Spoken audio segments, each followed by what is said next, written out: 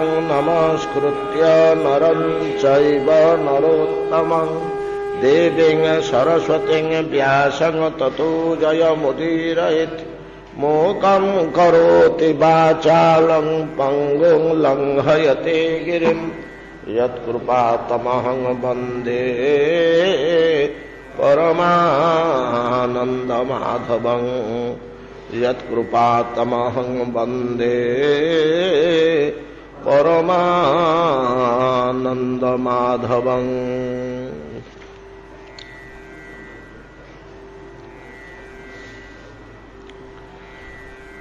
वासुदेवस्य भक्तस्य न भेदो विद्यते नयोः। वासुदेवस्य जे भक्ता स्तेषां वक्ष्यामि लक्षणम्। प्रशान्तचित्तः सर्वेषां सौम्यः कामजितेन्द्रियः कर्मणा मनसा वाचा परद्रोह अनिच्छवः। दयार्द्र मनसो नित्यं स्तेयहिंसा पराङ्मुखः।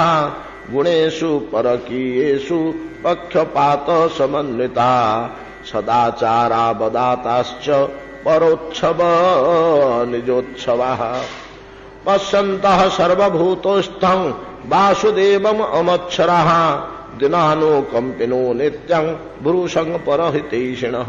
राजोपचार पूजायां लालनाथ सुकुमारवत् कृष्ण सर्पादिरभयं बाह्ये परिचरन्ति जे। विषयेषु अविवेकिनां या प्रीतिः उपजायते वितन्वते हि तां प्रीतिं शतकोटिगुणां हरौ। नित्यकर्तव्यता बुद्ध्या यजन्तः शङ्करादिकान् विष्णुस्वरूप्यान् ध्यायन्ति भक्ताः पितृगणेष्वपि।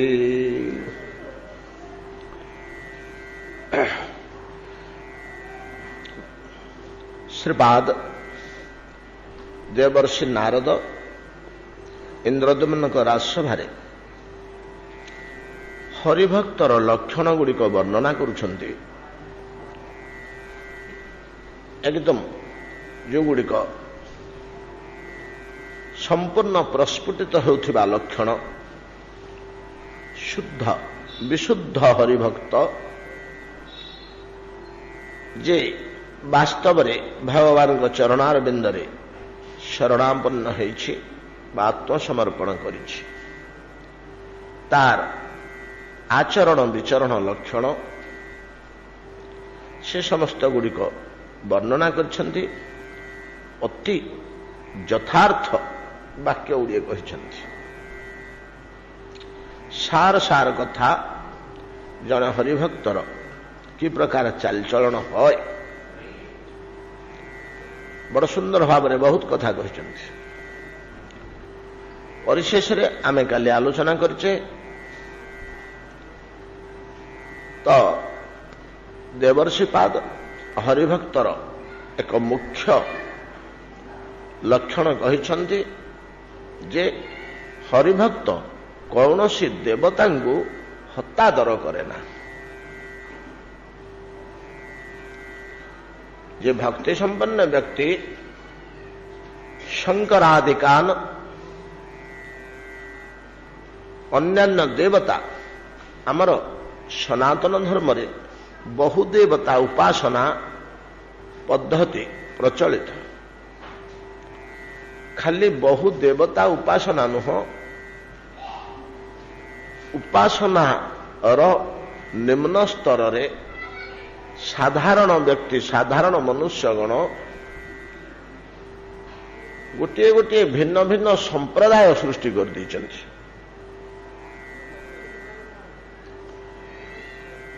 भक्तिर उपासना को आश्रय करी अन्यान्य उपासना को ज्ञानर उपासना को आश्रय करी पूरा अलग संप्रदाय सृष्टि ही।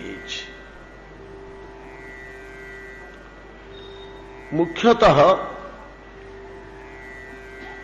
ज्ञानी आउ भक्त एमानंकर मूल प्रभेद निराकारवाद आउ साकारवाद रहिबा फଳରେ भक्त मानंकर उपास्य देवता हेले रूपधारी श्रीअंग विशिष्ट विग्रहवान अंग प्रत्यंग हाथ पाद आखि नाक सबु थिबा साकार स्वरूप भगवानଙ୍କର उपास्य भक्त मानଙ୍କର ज्ञानी माने भगवानଙ୍କର रूप अच्छी बोली मानन्तिनि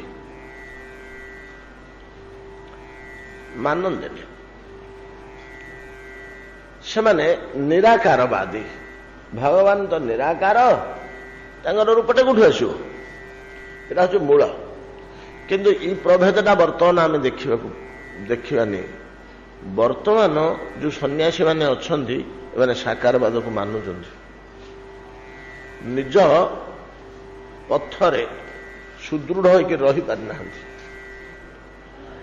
ଆଉ ଶଙ୍କରାଚାର୍ଯ୍ୟଙ୍କ ସମୟରୁ ଇଏ ପୁରା ସମାଜରେ ପ୍ରସ୍ଫୁଟିତ ହୋଇଯାଇଛି ଯଦିଓ ଶଙ୍କରାଚାର୍ଯ୍ୟ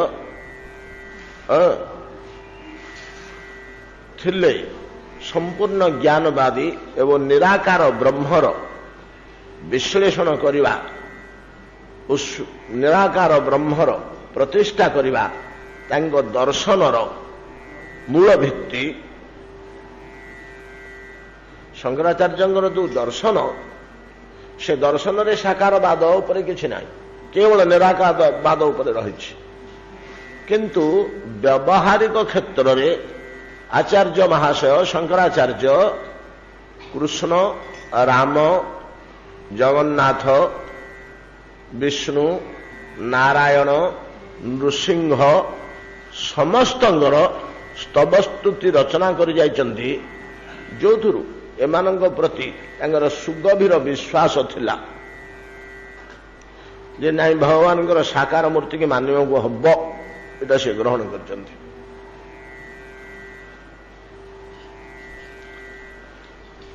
लक्ष्मी नृसिंहଙ୍କର उपासना କରିଚंती अंतिम समय निराकार भगवान कृपा करिवेनी निराकार ब्रह्म कृपा करिवेनी तार कृपा कोठु आसीबो से तो निर्विशेष निराकार तार तो किछि नहीं आकाशटाକୁ आमे जेते कांदी बोबेइकरी मागिले से कोनटा दबो से कोन बुझुछि कि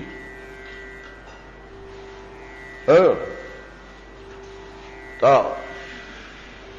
अति विपद काल रे साकार परमेश्वर आश्रय नहीं तांको कृपा लाभ करी आत्म कल्याण साधन करिसंती शंकराचार्य तांकर जोटा बलवान भाव आसी जाइछि जे भगवान साकार हेले मध्य निराकार हेले मध्य से निराकार उपरे गुरुत्व देकिरे तांकर लेखा गुड़िक लिखिथिले मध्य दार्शनिक लेखा दर्शन शास्त्र गुड़ाक किंतु व्यावहारिक क्षेत्र में साकार तत्व को ओह्लै जाइछंती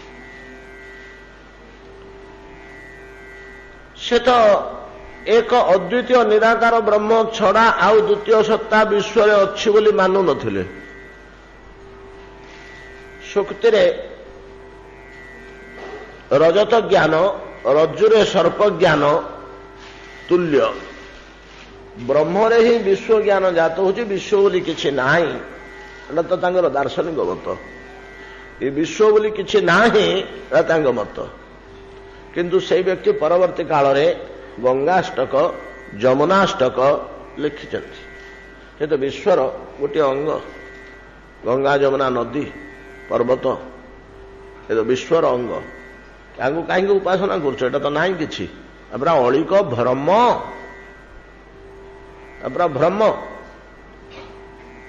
स्वप्न जदि आम काली देखिले लटरी फुटीगला आज दुकान रू बाकी नहीं आसवा कि ए मोर लटरी फुटी काली परदिन पलि आस चेकटा तू मत दे था आज्ञा कि लटरी ना मुझे काली स्वप्न देखी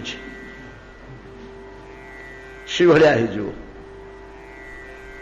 जदि विश्व अलिक मिथ्या ब्रह्म सत्य जगत मिथ्या जीव ब्रह्मैव केवल जीवटा मध्य ब्रह्म विश्वटा मध्य ब्रह्म विश्वटा ब्रह्म न कहना विश्वटा नाई विश्वटा भ्रमात्मक दर्शन स्वप्न दर्शन तुल्य स्वप्न जमी वस्तु सत्ता न थाए किंतु आम कौन गोटे देखु किंतु कौन गोटे देखु गुड़ाक वस्तु सत्ता किसी ना ये है दर्शन मूल रहस्य या ना हूँ मायावाद एटा मायार झलक एटा मायार प्रहेलिका माया आम मुंडे या सत्यबोध कर दौची ये खंब ये ना आलोक ये ना आम मैंने सब कहीं ना ଏଠି ମଠ ମନ୍ଦିର କିଛି ନାହିଁ। ଏଇଟା ହେଲା ତାଙ୍କର ପ୍ରତିପାଦ୍ୟ ସିଦ୍ଧାନ୍ତ ମାୟାବାଦ ଦର୍ଶନର। କିନ୍ତୁ ପରବର୍ତ୍ତୀ କାଳରେ ଗଙ୍ଗାଷ୍ଟକ ଯମୁନାଷ୍ଟକ ପରିପୂର୍ଣ୍ଣ ଭାବରେ ଲେଖିଛନ୍ତି। ସେତିକି ନୁହଁ, ଭଗବାନଙ୍କର ସ୍ତବସ୍ତୁତି ଗୁଡ଼ିକ କରିଛନ୍ତି। ଅନ୍ତିମ ସମୟରେ ନିରାକାର ବ୍ରହ୍ମକୁ ଧରି ନାହାନ୍ତି, ସାକାର ବ୍ରହ୍ମକୁ ଧରି ଆତ୍ମ ଉଦ୍ଧାର କରିଛନ୍ତି। ଆତ୍ମ କଲ୍ୟାଣ ନେଇ ଆତ୍ମ ଉଦ୍ଧାର କରିଛନ୍ତି। ଯେତେବେଳେ ରାଜାଙ୍କ ଶରୀର ମୃତ ଶରୀରରେ ପ୍ରବେଶ କରି ଶଙ୍କରାଚାର୍ଯ୍ୟ 6 ମାସ କାଳ ରହିଲେ, ଏଠି ଦେହ ଟିକେ ତ୍ୟାଗ କରିଦେଇ ମଣ୍ଡନ ମିଶ୍ରଙ୍କ ସହ ବାଗଯୁଦ୍ଧରେ ଅବତୀର୍ଣ୍ଣ ହୋଇଥିବା ସମୟରେ ତାଙ୍କ ପତ୍ନୀ ଭାରତୀ ଦେବୀ ସେ କେତେଗୁଡ଼ିଏ ପ୍ରଶ୍ନ ପଚାରିଲେ। ସେ ପ୍ରଶ୍ନର ଉତ୍ତର ଦେବା ପାଇଁ 6 ମାସ ସମୟ ନେଲେ ଏବଂ ସେହି ଅନୁଭୂତି ଲାଭ କରିବା ନିମନ୍ତେ ତୈଳକୁଣ୍ଡ ଭିତରେ ନିଜ ଦେହ ଟିକେ ଥୋଇଦେଇ ଜଣେ ରାଜା ଆଶୁ ତତ୍କ୍ଷଣାତ ପ୍ରାଣତ୍ୟାଗ କରିଥିଲେ। ତାଙ୍କ ଦେହ ପଡ଼ିଛି ଶଯ୍ୟା ଉପରେ, ତାଙ୍କୁ ବାହାରକୁ ନିଆ ହେଇନି, ତାଙ୍କ ଦେହ ଭିତରେ ଯାଇ ପଶିଗଲେ। ପରକାୟ ପ୍ରବେଶ ଶକ୍ତି ତାଙ୍କ ଦେହରେ ଥିଲା। ଏ ଦେହରୁ ବାହାରି ଆଉ ଗୋଟେ ଦେହ ଭିତରେ, ମୃତ ଦେହ ଭିତରେ ପଶି ଯିଏ ଉଠିବା, ସେ ମୃତ ଦେହଟି ତାକୁ ପରକାୟ ପ୍ରବେଶ କୁହାଯାଏ। ଏଟା ଯୋଗର ଗୋଟିଏ ସାଧାରଣ ସିଦ୍ଧି। ଅଣିମା ଲଘିମା ମହିମା ପ୍ରାକାମ୍ୟ ପ୍ରସିଦ୍ଧି ଦୂର ଶ୍ରବଣ ଦୂରଦୃଷ୍ଟି ଭଳିଆ ପରକାୟ ପ୍ରବେଶ ମଧ୍ୟ ଗୋଟିଏ ସିଦ୍ଧି। ଏହି ସିଦ୍ଧି ତାଙ୍କ ପାଖରେ ଥିଲା। ଏଠି ଦେହ ଟିକେ ତୈଳକୁଣ୍ଡ ଭିତରେ ରଖିଦେଲେ। ଶିଷ୍ୟମାନଙ୍କୁ କହିଲେ, ଜଗିଥା, ମୁଁ ଟିକେ ଆସୁଛି। ଶିଷ୍ୟମାନେ ଜାଣନ୍ତି ଇଏ ଆଉ ଗୋଟେ କାହା ଦେହରେ ଯାଇ ପ୍ରବେଶ କରିଛନ୍ତି ବୋଲି। ୟା ପୂର୍ବରୁ କେତେକ ପଶୁପକ୍ଷୀ ଦେହରେ ସେ ପ୍ରବେଶ କରିଥିଲେ, ମୃତ ପଶୁପକ୍ଷୀ ଦେହରେ ଓ ଫେରି ଆସିଥିଲେ। ବର୍ତ୍ତମାନ ଜଣେ ରାଜାଙ୍କ ଶରୀର ଭିତରେ ପ୍ରବେଶ କଲେ। ତ ଭାରତୀ ଦେବୀଙ୍କର ପ୍ରଶ୍ନର ଉତ୍ତରର ଅନୁଭୂତି ଲାଭ କରିବା ନିମନ୍ତେ, ଅନୁଭୂତିଟା ହେଲେ ତ ଉତ୍ତର ଦେବେ ବୋଲି ରାଜାଙ୍କ ଶରୀରରେ ପ୍ରବେଶ କରିବାକୁ ହୋଇଥିଲା। 6 ମାସ ଖଣ୍ଡେ ରହିଲେ। ଇଆଡୁ ଗୋଳମାଳ ହେଇଗଲା। ସେ ରାଜାଙ୍କର ରାଣୀ ଜାଣି ପକେଇଲେ, ଇଏ କିଏ ମହାପୁରୁଷଟେ ଆସିକିରି ପଶିଛି। ରାଜା ତ ମରିଯାଇଥିଲେ, ଆମେ ତାଙ୍କ ଦେହ ତ ବାହାର କରିଦେଇଥିଲୁ, ସଂସ୍କାର କରିଦେଇଥାନ୍ତୁ, କିଛି ତ ନଥିଲା। ହଠାତ୍ ଯିଏ ଉଠିଲେ, ହଉ ଠିକ ଅଛି, ଯିଏ ଉଠିଲେ, ଏମିତିକା କିଏ କେବେ ହେଲେ ଉଠେନି, ଅସମ୍ଭବ କଥାଟେ। ହଁ ତାକୁ 2 ମାସ ପଡ଼ି ପଡ଼ିକିରି ସୁସ୍ଥ ହେଇଥାନ୍ତେ, କିଛି ନାହିଁ। ଭୋଜ କରି ଉଠିଲେ ତ ଖାଇଲେ ପିଇଲେ, ଚାଲିଲେ ବୁଲେ, ରାଜକାର୍ଯ୍ୟ କଲେ, ଯୁଦ୍ଧ ବିଗ୍ରହଠୁ ଆରମ୍ଭ କରି ସବୁ କରିବାକୁ ସମର୍ଥ। ଠିକ ଅଛି, ଉଠିଲେ। ହେଲେ ଲୋକଟାର ପୂର୍ବର ଆଚରଣ କୁଆଡ଼େ ଗଲା? ଏ ଲୋକଟା ପୂର୍ବେ ଯୋଉ ପ୍ରକାରର ସ୍ୱଭାବ ଚରିତ୍ରର ଥିଲା, ଏବେ କଣ ଗୋଟେ ଅଲଗା ସ୍ୱଭାବର ଚରିତ୍ରରେ ଜଣାପଡୁଛି। ଯୋଉ ରାଜା କୁଟିଳ ଥିଲେ କି କ୍ରୋଧୀ ଥିଲେ କି ଥିଲେ, ସେ ଶାନ୍ତ ସୌମ୍ୟ ବିଚାରବନ୍ତ ନ୍ୟାୟପରାୟଣ ସଦାଚାରୀ ନିତ୍ୟ ପୂଜା ଅର୍ଚ୍ଚନାରେ ମନ। ତା ପୂର୍ବରୁ କିଛି ନଥିଲା। ଇଏ ତ ଦିନେ ପୁଥି ଫିଟେଇ ନାହାନ୍ତି, ଇଏ ବେଦ ବେଦାନ୍ତର ମନ୍ତ୍ର କୋଠୁ ଜାଣିଲେ ହୋ। କିନ୍ତୁ ଗୋଟିଏ ସନ୍ଦେହ ତାଙ୍କର ହେଲା। ସନ୍ଦେହ କରି କରି କରି କରି ରାଣୀ ତ ନିବିଡ଼ ଭାବରେ ମିଶନ୍ତି ରାଜାଙ୍କ ସହିତ। ତାଙ୍କର ପୂଜା ଅର୍ଚ୍ଚନା ଆଳାପ ଆଲୋଚନା, ସଂସାର ପ୍ରତି ବୈରାଗ୍ୟ, ଅଚ ସଂସାରର କର୍ତ୍ତବ୍ୟରତତା, ଏଗୁଡ଼ାକ ସବୁ ଲକ୍ଷ୍ୟ କରି ଦେଖିଲେ କି ଗୋଟେ ମହାପୁରୁଷ ପଶିଛି ତାଙ୍କ ଦେହରେ। ସେ ଯୁଗରେ ଲୋକେ ଜାଣୁଥିଲେ, ବିଦ୍ୱାନ ଲୋକମାନେ ଜାଣୁଥିଲେ, ଯୋଗୀମାନେ ଏଭଳିଆ କରୁଥିଲେ। ଥିଲା ସେ ରାଣୀ ମଧ୍ୟ ବିଦ୍ୱତୀ ଥିଲେ, ବିଦୁଷୀ ଥିଲେ।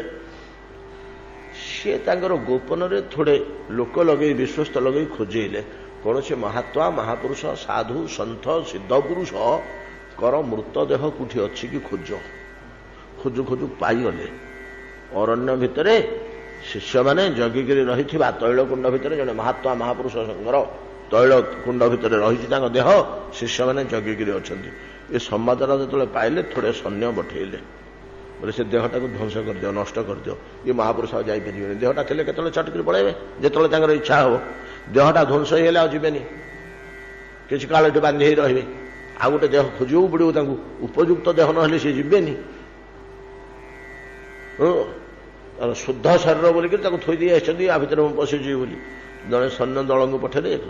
ସୈନ୍ୟ ଦଳ ଯାଇ ଯେତେବେଳେ ଆକ୍ରମଣ କଲେ ସେ ଦେହଟାକୁ ଧ୍ୱଂସ କରିଦେବା ପାଇଁକି, ତାଙ୍କର ଶିଷ୍ୟ ଯୋଉ 10-25 ଥିଲେ, ସିଏ ତାଙ୍କର ଠେଙ୍ଗା ବାଡ଼ି ଧରି ଯେତିକି ପ୍ରତିରୋଧ କରିବା କଥା କଲେ, ଗୁରୁଦେବଙ୍କ ଦେହ ନଷ୍ଟ କରିଦେବାକୁ ଆସିଛନ୍ତି ବୋଲି ସୈନ୍ୟ ବଳ ଆଗରେ ଶିଷ୍ୟ ଗୁଡା କଣ କରିବେ ବାବାଜୀ ଗୁଡାକ ଶିଶୁ ନିରୂପା ହେଇକି କାନ୍ଦିଲେ ଖାଲି ଗୁରୁଦେବ ତୁମକୁ ତୁମେ ରକ୍ଷା କର ଆଉ ଆମର କିଛି ଅବସ୍ଥା ନାହିଁ ତୁମ ଦେହ ତୁମେ ରକ୍ଷା କର ସେଇଟା ୟାଙ୍କର ଏଠି ଅନ୍ତଃକରଣ ଭିତରେ ପ୍ରବେଶ କଲି ଯୋଉ ମୁହୂର୍ତ୍ତରେ ଶଙ୍କରାଚାର୍ଯ୍ୟ ଏଟାକୁ ଜାଣିଲେ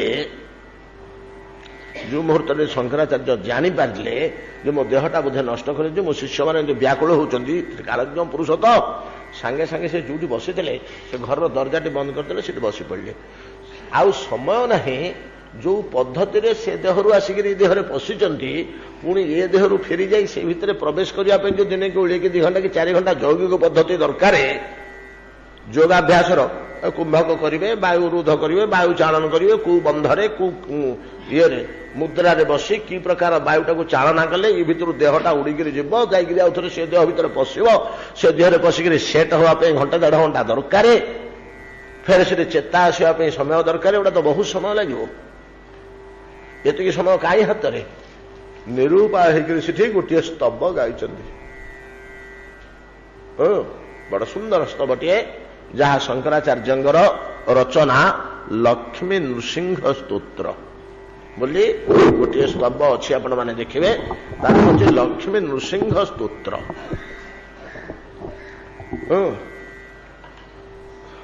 ତାର କେତେ ଗୁଡ଼ିଏ ପଦ ଆମର ସ୍ମରଣ ଅଛି ଯେ ଆବଶ୍ୟକ ନାହିଁ ପ୍ରତ୍ୟେକ ଶ୍ଲୋକର ଶେଷ ପାଦଟି ହେଉଛି ଲକ୍ଷ୍ମୀ ନୃସିଂହଂ ମମ ଦେହି କରାବଲମ୍ବମ୍ ଲକ୍ଷ୍ମୀ ନୃସିଂହଂ ମମ ଦେହି କରାବଲମ୍ବମ୍ ପ୍ରତି ଶ୍ଲୋକର 4ଟା ପାଦ ତ ଶେଷ ପାଦଟା ପ୍ରତି ଶ୍ଲୋକ ଯେମିତି ଜଗନ୍ନାଥ ସ୍ୱାମୀ ନୟନ ପଥଗାମୀ ଭବ ତୁମେ ସବୁ ଶ୍ଲୋକର 8ଟା ଶ୍ଲୋକ ଅଛି ଜଗନ୍ନାଥାଷ୍ଟକ 8ଟା ଶ୍ଲୋକର ଶେଷ ପାଦ ହେଲା ଜଗନ୍ନାଥ ସ୍ୱାମୀ ନୟନ ପଥଗାମୀ ଭବ ତୁମେ ଲକ୍ଷ୍ମୀ ନୃସିଂହ ସ୍ତୋତ୍ରର ସବୁଗୁଡାକ ଚତୁର୍ଥ ପାଦ ଗୁଡାକ ସବୁ ଏଇ ଗୋଟିଏ ପଦ ଲକ୍ଷ୍ମୀ ନୃସିଂହଂ ମମ ଦେହି କରାବଲମ୍ବମ୍ ଅର୍ଥାତ୍ ସେଠି ଆଉ ତାଙ୍କୁ ଉପାୟ ନାହିଁ ଯୌଗିକ ପଦ୍ଧତିରେ ସ୍ୱ ଶରୀରକୁ ଫେରି ଆସିବାକୁ ବେଳ ନାହିଁ କି ସମୟ ନାହିଁ ଆକୁଳ ବ୍ୟାକୁଳ ହିଁ ଭଗବାନଙ୍କ ପାଖରେ ପ୍ରାର୍ଥନା କରୁଛନ୍ତି ପ୍ରଭୁ ମୋତେ ଆଉ ଯୋଗ ସାଧିକିରି ଯିବା ପାଇଁ ବେଳ ନାହିଁ ମୋ ଦେହଟାକୁ କେମିତି ହେଲେ ରକ୍ଷା କରନ୍ତୁ ପ୍ରଭୁ କୋଉ ବାଟରେ ରକ୍ଷା କରନ୍ତୁ ଗାଉ ଗାଉ ଏ ଦେହରୁ ପ୍ରାଣ ଚାଲିଗଲା ସେ ଦେହରେ ପ୍ରବେଶ କରିଗଲା ସେ ବଞ୍ଚି ଉଠିଲେ ସାଧୁଟେ ଯେତେବେଳେ ବଞ୍ଚି ଉଠିଲା ଆଉ ସୈନ୍ୟମାନେ ତାକୁ ମାରିବାକୁ ସମର୍ଥ ହେଲେ ତ ରାଜା ଚାଲିଗଲା ଗଲା କାମ ତୁଟିଲା ଆଉ ରାଜାଙ୍କର ଶରୀର ଆଉ ଥରେ ଶବ ହେଇଗଲା ଆଉ ପ୍ରାଣ ଚାଲିଗଲା ଏ ଦେହରୁ ସେ ଦେହକୁ ଆଉ ହେଲେ ଠିକ ଅଛି ଯାଆନ୍ତୁ ଆମର ତା ଉପରେ କିଛି ଗୁରୁତ୍ୱ ଦେବାର ନାହିଁ ହଇ ହେ ଆଚାର୍ଯ୍ୟ ମହାଶୟ ଏଡେ ବଡ ଜଗତଗୁରୁ ତମେ ଆମେ ସବୁ ଛାଡିକିରି ତୁମକୁ ଏକ ପ୍ରାଣରେ ମାନୁଛୁ ତମ ଜୀବନ ତମାମ ତମ ଦର୍ଶନ ଭିତରେ ତମେ ନିରାକାର ବ୍ରହ୍ମର ପ୍ରତିଷ୍ଠା କରି ଆସିଲ ଆଉ ଅସମୟ ପଡ଼ିଲା ବେଳକୁ ସାକାର ବ୍ରହ୍ମ କାହିଁକି ନୃସିଂହଙ୍କୁ ଡାକ ପକେଇଥିଲ ଏମିତି ଆମେ ଅନେକ କ୍ଷେତ୍ରରେ ଦେଖିବା ଯଦିଓ ନିଜ ଦର୍ଶନ ଶାସ୍ତ୍ର ମାୟାବାଦରେ ବ୍ରହ୍ମସୂତ୍ରର ଭାଷ୍ୟରେ ଶ୍ରୀମଦ ଭଗବତ ଗୀତା ସାଙ୍କର ଭାଷ୍ୟରେ ସାକାର ତତ୍ତ୍ୱକୁ ଛୁଇଁ ନାହାନ୍ତି ଏବଂ ନିରାକାର ତତ୍ତ୍ୱକୁ ପ୍ରତିଷ୍ଠା କରିଛନ୍ତି ସେ ପରିଶେଷରେ ସାକାରବାଦକୁ ପକ୍ଷାନ୍ତରେ ସମର୍ଥନ କରିଛନ୍ତି ଯଦି ମିଥ୍ୟା ଏତେ ସ୍ତୁତି ସ୍ତବ କଣ ପାଇଁ ହେଲା ଦେହ ଦେବତାଙ୍କର ସ୍ତୁତି ସ୍ତବ କଲ ରାମଙ୍କର କୃଷ୍ଣଙ୍କର କଲ ଗଙ୍ଗା ଯମୁନାର କାହିଁ କରୁଥିଲ ଭ୍ରମାତ୍ମକ ବିଶ୍ୱ ଜଗତ ମିଥ୍ୟା ମିଥ୍ୟା ବସ୍ତୁ ଗୁଡାକର କଣ ସ୍ତୁତି ସ୍ତବ କରୁଛ ଆଉ ତ ଏବେ ଏଥର ପ୍ରମାଣ ହୁଏ ସେ ମାନିଛନ୍ତି ଆଉ ଗୋଟେ ବଡ ପ୍ରମାଣ ଅଛି ଆମେ ଏଇ ଭିତରେ ପଶିଲେ ଗୋଟେ ଗୋଟେ ଜିନିଷ ଧରିଲେ ଆଜ୍ଞା ସେଥିରେ ସମୟ ପଳେଇବ ଏଇ ଜିନିଷଟିକୁ ଯଦି ଆମେ ପ୍ରମାଣ କରିବାକୁ ବସିବା ଆମକୁ ଦିନେ ଓଳିଆ ଆମର ତେବେ ଏଗୁଡାକ ଜାଣିବା ଉଚିତ ଆପଣ ଟିକେ ମନେ ରଖନ୍ତୁ ଯେତେବେଳେ ଜଗନ୍ନାଥାଷ୍ଟକ ଯଦି ଶଙ୍କରାଚାର୍ଯ୍ୟ ଲେଖିଛନ୍ତି ବୋଲି ଆମେ ମାନିବା ଅନେକ କହନ୍ତି ଚୈତନ୍ୟ ମହାପ୍ରଭୁ ଲେଖିଛନ୍ତି ବୋଲି ଆଉ ଅନେକ କହନ୍ତି ଜଗନ୍ନାଥ ଇଏ ଲେଖିଛନ୍ତି ବୋଲି ଚୈତନ୍ୟ ମହାପ୍ରଭୁ ଲେଖିଛନ୍ତି ବୋଲି ପ୍ରମାଣ କାହିଁକି ନା ଯେହେତୁ ସେ ରାଧାଙ୍କର ଉପାସନାଟାକୁ ଗୁରୁତ୍ୱ ଦିଅନ୍ତି ଚୈତନ୍ୟ ମହାପ୍ରଭୁ ଶଙ୍କରାଚାର୍ଯ୍ୟ ରାଧାଙ୍କର ଉପାସନା ଉପରେ ସେମିତି କିଛି ଭକ୍ତି ତତ୍ତ୍ୱ ଉପରେ କହିନାହାନ୍ତି ଏବଂ ଏଇ ସ୍ତୋତ୍ରରେ ରହିଲା ରସାନନ୍ଦୀ ରାଧା ସରସବ ପୁରା ଲିଙ୍ଗନ ସୁଖ ଭଗବାନଙ୍କର ସବୁଠୁ ବଡ ସୁଖ କଣ ନା ରସାନନ୍ଦୀ ରାଧାଙ୍କୁ ଆଲିଙ୍ଗନ କରିବାଟା ତାଙ୍କର ବଡ ପ୍ରିୟ ଏ ବାକ୍ୟର ତାତ୍ପର୍ଯ୍ୟ। କି ରାଧା ନା ରସାନନ୍ଦୀ ରାଧା। ଅନ୍ୟ ଆନନ୍ଦ ନୁହଁ, ରସାନନ୍ଦ। ରସାନନ୍ଦୀ ରାଧା ସରସ ବପୁ, ରସମୟ ବପୁ, ଆଲିଙ୍ଗନ ସୁଖ। ଜଗନ୍ନାଥ ସ୍ୱାମୀ ନୟନପଥ ଇତ୍ୟାଦିରୁ ଚୈତନ୍ୟ ମହାପ୍ରଭୁଙ୍କୁ ବୋଲି ପ୍ରମାଣିତ ହୁଏ।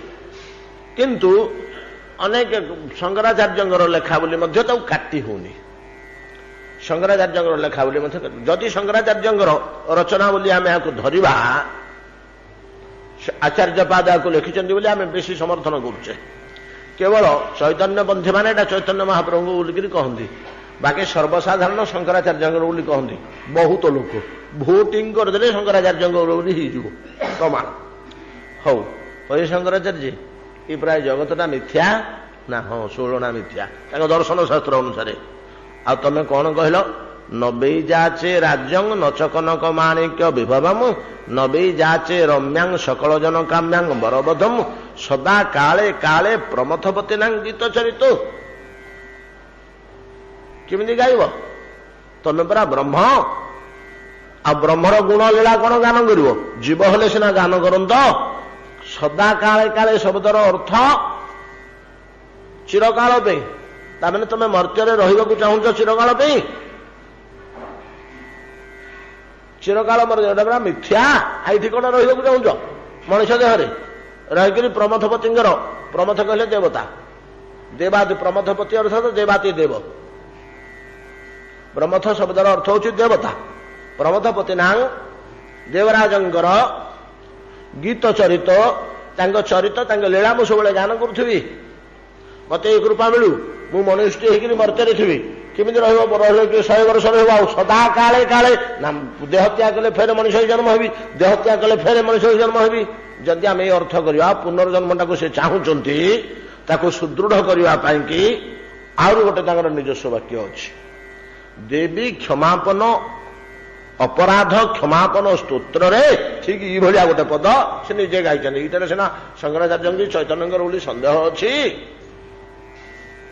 କିନ୍ତୁ ଦେବୀ କ୍ଷମା ଅପରାଧ କ୍ଷମାପନ ସ୍ତୋତ୍ରରେ ତ କୌଣସି ସନ୍ଦେହ ନାହିଁ, ତାଙ୍କର ନିଜସ୍ୱ ସ୍ତୋତ୍ର। ସେଠି କଣ କହିଲେ? ନବିଜ୍ଞାନ, ଆଜ୍ଞା ହଁ କଣ ଭବ ବିଭବ ବାଂଛା ପିଚନମେ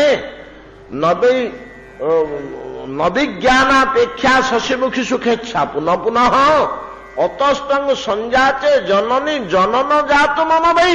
ମୋର ବାରମ୍ବାର ଏଇ ମର୍ତ୍ତ୍ୟରେ ଜନ୍ମ ହଉଥାଉ। କ୍ୟୋ ତମେ ପରା ମୁଖ୍ୟଟାକୁ ମୁଖ୍ୟ ବୋଲିକିରି କହିଲ, ଆଉ ତମେ ତ ଜନ୍ମ ହବ, ଆଉ ଅନ୍ୟମାନଙ୍କୁ କେମିତି ମୁଖ୍ୟ ହେବେ? ଯେ ବାଟ ବତେଇବାଟା ତମେ ତ ବାରମ୍ବାର ଜନ୍ମ ହବ। ଏଇଥିରୁ ଜଣା ପଡୁଛି ଅନ୍ତିମ ସମୟରେ ତ ଶଙ୍କରାଚାର୍ଯ୍ୟ ପାଦ ମଧ୍ୟ ଭକ୍ତି ମାର୍ଗକୁ ଗ୍ରହଣ କରିଛନ୍ତି, ସାକାର ତତ୍ତ୍ୱକୁ ଗ୍ରହଣ କରିଛନ୍ତି, ସାକାର ତତ୍ତ୍ୱକୁ ଗ୍ରହଣ କରିଛନ୍ତି। ଏବଂ ସେଇଠୁ ସନ୍ନ୍ୟାସୀ ମାନଙ୍କର ଯୋଉ ସୁଦୃଢ ନିରାକାରବାଦ ଉପରେ ପରିନିଷ୍ଠା ରହିଥିଲା ଟିକେ ଶିଥିଳ ହେଲା। ଯାହା ହଉ, ଆମର ମୂଳ କଥା କୋଉଠୁ ଆମେ ଆସୁଛେ, ଇଆଡେ କଣ ପ୍ରମାଣିତ କରିବାକୁ ଆମେ ଚେଷ୍ଟା କରୁଛେ ଯେ ତ ଧର୍ମର ନିମ୍ନ ସ୍ତରରେ ଥିବା ବ୍ୟକ୍ତିମାନେ ଗୋଟେ ଗୋଟେ ଦେବତାକୁ ସ୍ୱତନ୍ତ୍ର ବୋଲି ବିଚାର କରିକିରି ଗୋଟେ ସମ୍ପ୍ରଦାୟ ସୃଷ୍ଟି କରିଦିଅନ୍ତି, ଯୋଉଥିରୁ ଆମର ସନ୍ନ୍ୟାସୀ ସମ୍ପ୍ରଦାୟ ବୈଷ୍ଣବ ସମ୍ପ୍ରଦାୟ ଅଲଗା ହେଇଗଲେ। ସେ ଗେରୁଆ ଲୁଗା ପିନ୍ଧିବେ, ଇଏ ଧଳା ଲୁଗା ପିନ୍ଧିବେ, ସେ ତ୍ରିପଣ୍ଡ କାଟିବେ, ଇଏ ତିଳକ କରିବେ, ନାଇଁ କି? ନାନା ପ୍ରକାରର ଭେଦ। ବୈଷ୍ଣବ ସମ୍ପ୍ରଦାୟ ସମ୍ପୂର୍ଣ୍ଣ ଅଲଗା, ତାଙ୍କର ଗ୍ରନ୍ଥ ସ୍ମୃତିଶାସ୍ତ୍ର ନିୟମ ସବୁ ଅଲଗା, ସନ୍ନ୍ୟାସୀ ମାନଙ୍କର ସବୁ ଅଲଗା। ସେ ସନ୍ନ୍ୟାସୀ, ଇଏ ବୈଷ୍ଣବ, ସମ୍ପୂର୍ଣ୍ଣ ଅଲଗା ହେଇଗଲା। ଯୋଡ଼େ ସମ୍ପ୍ରଦାୟ ଅଦ୍ୟାବଧି ଚାଲିଛି। ସନ୍ନ୍ୟାସୀ ସମ୍ପ୍ରଦାୟରେ ମଧ୍ୟ ପରବର୍ତ୍ତୀ କାଳରେ ତ ଶିବଙ୍କର ବିବିଧ, ସେମାନେ ଶିବଙ୍କର ଉପାସନା କଲେ, ଶିବଙ୍କୁ ମୁଖ୍ୟ ଭାବରେ, କାହିଁକିନା ତାଙ୍କର ଚିତାଟା ହେଲା ତ୍ରିପୁଣ୍ଡ, ତ୍ରିପୁଣ୍ଡଟା ଶୈବ ତ୍ରିପୁଣ୍ଡ। ଏବଂ ଭସ୍ମ ବିଲେପନ କରନ୍ତି ସେମାନେ ଶରୀରରେ। ସେମାନେ ଶୈବପନ୍ଥୀ ବିଶେଷ ଭାବରେ। ଶିବ ଉପାସନା ସେମାନଙ୍କର ମୁଖ୍ୟ। ତ ଯଦି ଶିବ ଉପାସନା ସେମାନଙ୍କର ମୁଖ୍ୟ, ଶିବ ଉପାସନା ସେମାନଙ୍କର ମୁଖ୍ୟ, ଆମର ଏଠି କଣ କି ଶଙ୍କରାଚାର୍ଯ୍ୟଙ୍କର ଆଦିପୀଠଟି, ଏଠି ଇଷ୍ଟ ଦେବତା କିଏ ଦେଖିଛନ୍ତି? ଅର୍ଦ୍ଧନାରୀଶ୍ୱର ମୂର୍ତ୍ତି ନାଇଁ, ଅର୍ଦ୍ଧନାରୀଶ୍ୱର ମୂର୍ତ୍ତି। ଯାହା ହଉ ସେମାନେ କାଳକ୍ରମେ ଧୀରେ ଧୀରେ 10ଟା ଭିନ୍ନ ଭିନ୍ନ ସମ୍ପ୍ରଦାୟ ହୋଇଗଲେ। ସନ୍ନ୍ୟାସୀ ମାନେ ହେଲେ 10ଟା ଭିନ୍ନ ଭିନ୍ନ ସମ୍ପ୍ରଦାୟ, ଅଲଗା ଅଲଗା। କିନ୍ତୁ ଭେଦ ଆସିଯାଉଛି ସବୁ ଦେବତାକୁ ସ୍ୱତନ୍ତ୍ର ଭାବରେ ଧରି। ଏଇଟା ମୋ ଦେବତା, ଏଇଟା ହିଁ ଦେବତା। ଅନ୍ୟ ଦେବତା ମାନଙ୍କୁ କିଏ ପଚାରେ? ହଉ, ଅନ୍ୟ ଗୁଡାକ ଦେବତା ନୁହନ୍ତି, ଦେବତା ଏଇ ଗୋଟାକ, ଆମେ ଯାହାକୁ ଉପାସନା କରୁଛୁ। ଏମିତିକା ଭାବଟେ ପଶିଯାଉଛି, ତଳ ସ୍ତରରେ ଏମିତିକା ଭାବଟେ ପଶିଯାଉଛି। 10 ସମ୍ପ୍ରଦାୟ ନେଇ 10 ନାମୀ ସନ୍ନ୍ୟାସୀ କହନ୍ତିନି, ତାଙ୍କ ନାଁ ହଉଛି 10 ନାମୀ ସନ୍ନ୍ୟାସୀ। କଣ ସେମାନଙ୍କ ଟାଇଟଲ? ଆନନ୍ଦ, ସରସ୍ୱତୀ, ଗିରି, ପୁରୀ, ବନ, ସାଗର, ତୀର୍ଥ, ପର୍ବତ। କେତେଟା ହେଲା? ଗିରି, ପୁରୀ, ଭାରତୀ। କୃଷ୍ଣ ଭାରତୀ ଆମର ନଥିଲେ ଏଠି? ଗିରି, ଭାରତୀ କୃଷ୍ଣ। ଗିରି, ପୁରୀ, ଭାରତୀ, ବନ, ସାଗର, ପର୍ବତ। ପର୍ବତ ଗୋଟିଏ ଟାଇଟଲ ଅଛି, ଅମୁକ ପର୍ବତ, ସମୁକ ପର୍ବତ, ସେ ସନ୍ନ୍ୟାସୀ ମାନଙ୍କର। ଅମୁକ ଗିରି, ସମୁକ ଗିରି, ସୋମ ଗିରି, ଅମୁକ ଗିରି, ପୁରୀ, ସରସ୍ୱତୀ, ଆନନ୍ଦ। ଏମିତି 10 ଭାଗରେ ସେ ବିଭକ୍ତ ହେଇଗଲେ। ଏଇ ବୈଷ୍ଣବ ମାନେ ମଧ୍ୟ ଦେବତାକୁ ଭିନ୍ନ ଭିନ୍ନ ବୋଧ କରି ନିଜ ନିଜ ଇଷ୍ଟ ଦେବତାକୁ, ଏମାନେ ମଧ୍ୟ ବହୁ ସମ୍ପ୍ରଦାୟରେ ଅଲଗା ହେଇଗଲେ।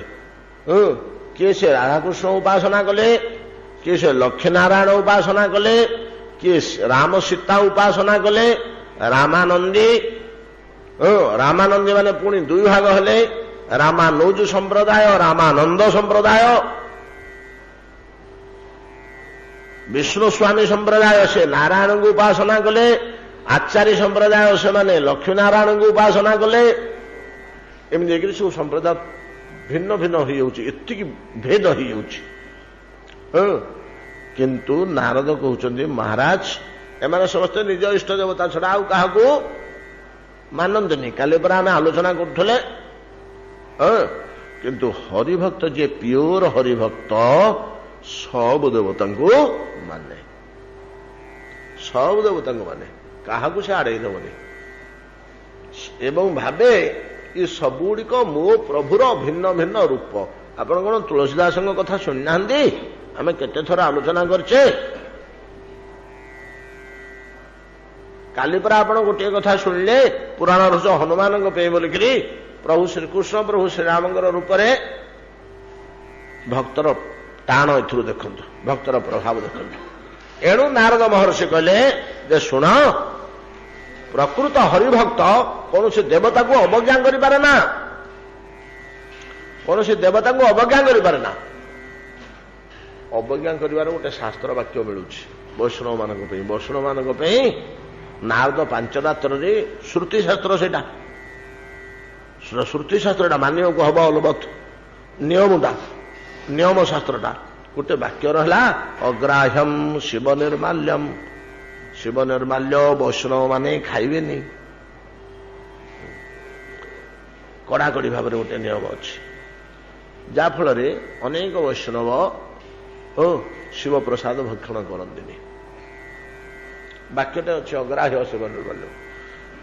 ଏଇଟା ଟିକେ ବିଚାର କରିବାକୁ ହବନି, ଆଖି ବୁଝିକିରି ମାନିବାକୁ ହବନି। ବାକ୍ୟଟାର ମୂଲ୍ୟ ଆମେ ବୁଝିଲେ ତ ହବ। ନିର୍ମାଲ୍ୟ କହିଲେ କଣ? ଅଗ୍ରାହ୍ୟ ଶିବ ନିର୍ମାଲ୍ୟ। ଢୋକରେ ନଡ଼ିଆଟେ ବାଡ଼େଇ ଦେଲେ ଶିବଲିଙ୍ଗ ପାଖରେ, ଏଟା ନିର୍ମାଲ୍ୟ ହେଇଗଲା। ଗୋଟେ ବସ୍ତୁ ନିର୍ମାଲ୍ୟ ହବା ପାଇଁ କି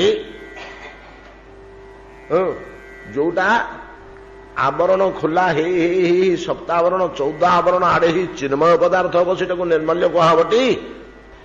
ନିର୍ମାଲ୍ୟ କହିଲେ ସେଟା ଚିନ୍ମୟ ପଦାର୍ଥ ହେଇଗଲା। ସେଇଟା ହବା ପାଇଁ ଗୋଟେ ପଦ୍ଧତି ଅଛି। ସେଇ ପଦ୍ଧତି ଅନୁସାରେ ଯଦି ଅର୍ଚ୍ଚନା ହେଇ ହେଇ ଆସିବ, ତେବେ ସେଟା ନିର୍ମାଲ୍ୟ ହବ, ନହେଲେ ନିର୍ମାଲ୍ୟ ହବନି। ଶିବଙ୍କର ପ୍ରସାଦଟାକୁ ନିର୍ମାଲ୍ୟତ୍ୱ ପ୍ରଦାନ କରିବା ପାଇଁକି ତାର ବି ଇଏ ରହିଛି, ବିଧିବଦ୍ଧ ନିୟମ ରହିଛି। ସେ ନିୟମରେ ତାକୁ କରି କରି କରି କିଏ ରାନ୍ଧିବ, କେମିତି ରାନ୍ଧିବ, କୋଉଠି ରାନ୍ଧିବ, କୋଉ ଅଗ୍ନିରେ ରାନ୍ଧିବ, କୋଉ ମନ୍ତ୍ରରେ ପ୍ରୋକ୍ଷଣ ହବ, କୋଉ ମନ୍ତ୍ରରେ ଅର୍ଚ୍ଚନା ହବ, କୋଉ ଯନ୍ତ୍ରରେ ଥୁଆ ହବ, ଏମିତି ଗୁଡେ ରହିଛି ନିର୍ମାଲ୍ୟ ହବା ପାଇଁ ଗୁଡାକ ସବୁ ଦରକାର। ଏଇଟା ତାପରେ କାହାକୁ ଭୋଗ ଲାଗିବ, ତାପରେ କାହାକୁ ସମର୍ପଣ ହବ, ତାପରେ କାହାକୁ ସମର୍ପଣ ହବ, ତାପରେ କାହାକୁ ସମର୍ପଣ ହବ, କିନ୍ତୁ ପଦ୍ଧତି ଅନୁସାରେ ନିର୍ମାଲ୍ୟଟା ଗଡ଼ି ଗଡ଼ି ଗଡ଼ି ଗଡ଼ି ଆସି ଶିବଙ୍କର ଗଣ ହଉଛନ୍ତି ପ୍ରେତ, ପିଶାଚ, ବ୍ରହ୍ମରାକ୍ଷସ, ଭୂତ, କୁଷ୍ମାଣ୍ଡ, ବେତାଳ ପ୍ରଭୃତି। ତାଙ୍କ ଗଣ ଗୋଟା ଖାଇବେନି? ତାଙ୍କ ମାଲିକ ପାଖରେ ଅଛନ୍ତି, ଖାଇବେ ତ? ସେଟା ଯେତେବେଳେ ପ୍ରସାଦଟା ଏମାନଙ୍କୁ ସମର୍ପଣ ହେଇଯାଉଥିବାରୁ ଏଇଟା ପ୍ରେତ ଉଚ୍ଛିଷ୍ଟ ହେଇଯିବା ଯୋଗୁଁ ଗ୍ରହଣ କରିବାକୁ ହଉନି। ଏଇ ପଦ୍ଧତିରେ ଯୋଉଟା ନ ହେଇଥିବ ସେଟା କାହିଁ ଗ୍ରହଣ କରାଯିବନି? ଏଇ ପଦ୍ଧତିରେ କେତେ ଜାଗାରେ ବର୍ତ୍ତମାନ ନିର୍ମାଲ୍ୟ ହଉଛି। ଯେମିତି ଆମ ମହାପ୍ରସାଦକୁ ବ୍ରାହ୍ମଣ ଚଣ୍ଡାଳ ଏକତ୍ର ଗୋଟିଏ ପାତ୍ରରେ ଭୋଜନ କରିପାରିବେ, କୌଣସି ଆପତ୍ତି ନାହିଁ, ଦୋଷ ନାହିଁ, ବରଂ ଉତ୍କର୍ଷତା ବଢିବ। କୋଉଠି ଆମର ଶିବ ମନ୍ଦିରରେ ଶିବ ନିର୍ମାଲ୍ୟ ସେଭଳିଆ ହେଇପାରୁଛି? ଶିବ ପ୍ରସାଦକୁ ନିର୍ମାଣ କରିବା ବ୍ୟବସ୍ଥା କୋଉଠି ନାହିଁ, ନା ଲୁପ୍ତ ହେଇଗଲାଣି, ଲୋପ ପାଇଗଲାଣି। ଆଉ ବାକ୍ୟ କହିଲେ ଯେ ଅଗ୍ରାହ୍ୟ କଣଟା? ନା ଶିବ ନିର୍ମାଲ୍ୟ ଅଗ୍ରାହ୍ୟ, ଶିବ ପ୍ରସାଦ ଅଗ୍ରାହ୍ୟ ନୁହଁ, କୁହାହେଇନି ବାକ୍ୟରେ। ଯେମିତି ଗୋଟିଏ ବିଚାର ରହିଛି। ଏ ପ୍ରକାର ଭିନ୍ନ ଭିନ୍ନ ଭେଦ, ଭିନ୍ନ ଭିନ୍ନ ଭାବ ଆମମାନଙ୍କ ଭିତରେ ରହୁଛି। ଯଦିଓ ତଳ ସ୍ତରରେ ହରିଭକ୍ତ ଖୁବ୍ ଉଚ୍ଚାଙ୍ଗ ସ୍ତରରେ ଥିବାରୁ, ଭଗବାନଙ୍କ ନିକଟବର୍ତ୍ତୀ ହେଇଥିବାରୁ ତା ଭିତରେ ଏପରି ନିମ୍ନ ସ୍ତରୀୟ ସାମ୍ପ୍ରଦାୟିକ ଭେଦାଭେଦ ଜ୍ଞାନ ଥାଏ ନା। ମହାରାଜ ଇନ୍ଦ୍ରଦେବ ସବୁ ଦେବତାକୁ ସେ ଗ୍ରହଣ କରେ, କୋଉ ଦେବତାକୁ ଛାଡ଼ି ପାରିବନି, କୋଉ ଦେବତାକୁ ଛାଡ଼ି ପାରିବନି। ହରିଭକ୍ତର ଇଏ ନିୟମ ହେଲା, ଯଦି ଗୋଟେ ଲୋକ କହିଲା ଏଟା କି ମନ୍ଦିର ହୋ, ନା ଶିବ ମନ୍ଦିର, ଆମେ ବୈଷ୍ଣବ ଲୋକ, ଆମକୁ ଶିବ ମନ୍ଦିର, ଚାଲ ସେ ଭିତରୁ କାହିଁ ପଶି ଆଇଲେ ସମୟ ନଷ୍ଟ କରିବା, ତାହେଲେ ବୁଝିବ କହୁ ତା ପାଖରେ ଭକ୍ତି ନାହିଁ, ତା ପାଖରେ ଭକ୍ତି ନାହିଁ। ଭକ୍ତିର ଆଡମ୍ବର ସେ ଦେଖେଇଥିବ ପାରେ, ୟାକୁ ଧର୍ମ ଧ୍ୱଜି କୁହାଯାଏ। ଏଭଳିଆ ଯୋଉଟା ପ୍ରକୃତରେ ଜ୍ଞାନ ନାହିଁ, ଜ୍ଞାନ ଥିଲା ଭଳିଆ ଦେଖେଇ ହଉଛି, ପ୍ରକୃତରେ ଭକ୍ତି ନାହିଁ, ଭକ୍ତି ଥିଲା ଭଳିଆ ଗୋଟେ ଅଭ୍ୟାସ କରିଛି, ଭକ୍ତି ଥିଲା ଭଳିଆ ଢଙ୍ଗ ରଙ୍ଗ କରି ଦେଖେଇ ହଉଛି, ୟାକୁ ଦାର୍ଶନିକ ଭାଷାରେ କୁହାଯାଏ ଧର୍ମଧ୍ୱଜି। ଧର୍ମଧ୍ୱଜି ବୋଲି ଗୋଟେ ଅଛି। ପ୍ରକୃତରେ ଧର୍ମ ତା ଭିତରେ ନାହିଁ, ବାହାରକୁ ଦେଖେଇଲା ଭଳିଆ ଗୋଟେ ଢଙ୍ଗ କେବଳ ତାର। ବୁଝିବାକୁ ହବ ସେ ଧର୍ମଧ୍ୱଜି, ସେ ପ୍ରକୃତ ଭକ୍ତ ନୁହଁ। ଯିଏ ପ୍ରକୃତ ଭକ୍ତ ସେ କୋଉ ଦେବତାଙ୍କୁ ଅବଜ୍ଞା କରିପାରିବନି କି ଅବମାନନା କରିପାରିବନି, କୋଉ ଦେବତାଙ୍କୁ ଅବଜ୍ଞା କରିପାରିବନି। ଗୋଟିଏ କଥା ମୁଁ ଆପଣଙ୍କୁ କହିଥିଲି, ବାଟରେ ସହଜରେ ବୁଝି ହବ ଯେ ପ୍ରଭୁଙ୍କର ଅଙ୍ଗ ପ୍ରତ୍ୟଙ୍ଗ ସ୍ୱରୂପ, ବାପାଙ୍କର କୋଉ ଅଙ୍ଗଟାକୁ ଆମେ ପଥର ଛେଚିକିରେ ନଷ୍ଟ କରିଦେବା, ଆଙ୍ଗୁଠିଟା, ନାକୁଟା, ସବୁ ଅଙ୍ଗ ଗୁଡାକ ତ ତାଙ୍କର ଆମ ପାଇଁକି ପିତୃ ସ୍ୱରୂପ। ସେମିତି ହରିଭକ୍ତ ପାଇଁ ଯେତେ ଦେବାଦେବୀ ଅଛନ୍ତି ସବୁ ଗୁଡ଼ିକ ତା ପାଇଁ ଭଗବତ ସ୍ୱରୂପ। ସେ କେବେ ହେଲେ କିନ୍ତୁ କାହିଁ ପୂଜା ଅର୍ଚ୍ଚନା ସେମିତି ବିଶେଷ ଭାବରେ କରନ୍ତି ନା, ସେ ଗୋଟାଏ ଜାଗାରେ ସେ ନିଷ୍ଠ, ମୂଳ ଜାଗାରେ ନିଷ୍ଠ। କାଲି ଆମେ ଆଲୋଚନା କରୁଥିଲେ, କୃଷ୍ଣଙ୍କୁ ଅବଜ୍ଞା କଲେ କି ହନୁମାନ ସେଇଠିକି ତ ଆସିଲେ, ତାଙ୍କୁ ତ ପ୍ରଣାମ କଲେ, ତାଙ୍କରି ଆଶୀର୍ବାଦ ଲାଭ କଲେ, ତାଙ୍କୁ ହିଁ ରାମ ବୋଲି ଭାବିଲେ, କୃଷ୍ଣଙ୍କୁ ହିଁ ରାମ ବୋଲି ଭାବିଲେ, ଦ୍ୱାରକାକୁ ହିଁ ଆସିଲେ, ଅଯୋଧ୍ୟା ପଳେଇ ନାହାନ୍ତି। କିନ୍ତୁ ନିଜ ଇଷ୍ଟ ଦେବତା ପାଖରେ ପରିନିଷ୍ଠିତ, ନିଜର ଭାବଟା ଏପରି ନିଷ୍ଠା ଯେ ଭଗବାନଙ୍କୁ ମଧ୍ୟ ସେଭଳି ଆକ୍ଟ କରିବାକୁ ପଡୁଛି। କାଲି ଆମେ ଆଲୋଚନା କରିଥିଲେ। ଏଇଠି ଗୋଟେ ଜଟିଳ ଶ୍ଳୋକଟିଏ, ବହୁ ଦୃଷ୍ଟିକୋଣରୁ ଆମେ ଚିନ୍ତା କରିଛେ, ଆଲୋଚନା କରିଛେ। ନିତ୍ୟ କର୍ତ୍ତବ୍ୟତା ବୁଦ୍ଧ୍ୟା ଯଜନ୍ତ ଶଙ୍କର ଆଦିକାନ୍। ଆଦି ଶଙ୍କର ଆଦି ଶିବାଦି ସମସ୍ତ ଦେବତାଙ୍କୁ ସେ ଅର୍ଚ୍ଚନା କରେ, କିନ୍ତୁ ପୃଥକ ଜ୍ଞାନ କରେ ନା। ଗୋଟେ ପୃଥକ ଈଶ୍ୱର ନୁହଁ, ଅଲଗା ଈଶ୍ୱରଟେ, ଗୋଟେ ଇଣ୍ଡିପେଣ୍ଡେଣ୍ଟ ଈଶ୍ୱର ନୁହଁ। ମୋ ପ୍ରଭୁଙ୍କର ଗୋଟେ ଅଂଶ, ମୋ ଇଷ୍ଟଦେବଙ୍କର ଗୋଟେ ଅଂଶ, ସବୁ ଦେବାଦେବୀଙ୍କୁ ଏଇଭଳିଆ ଗ୍ରହଣ କରେ, କାହାକୁ ଅବଜ୍ଞା କରିପାରେ ନା। विष्णु आर शिवे करे पृथक ईश्वर ज्ञान एटा परा नामापराध भितर 10 नामापराध भितर गोटे बोली आम आलोचना करते से दिन एटा दोष तार भक्ति नष्ट हो तार भक्ति नष्ट हो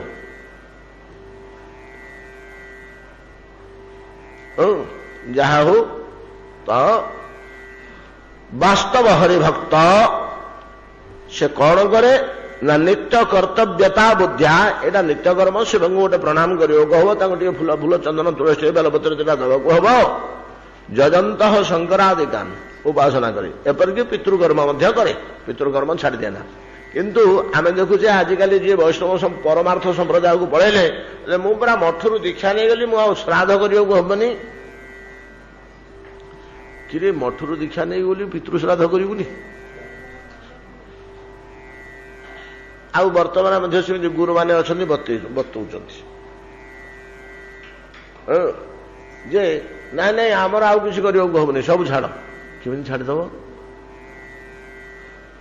कर कि कुबुद्धि करतक बतैवा शक्ति नहीं छाड़ी केमी दब छाड़ी केमी दब सन्यास ग्रहण कला सन्यास विधि अनुसार जहाँ कर मठरू दीक्षा नहीं गले गोटा सब छाड़देव परमार्थ लाइन रे कार्य कूटा छाड़ कूटा कर पितृकर्म प्रवृत्ति करने को हम छाड़ को हबनी हाँ या पारे बजार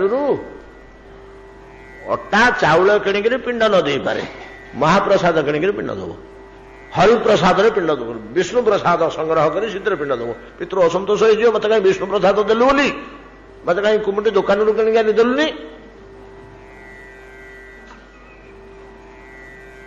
असंतुष्ट हो पितृपुरुष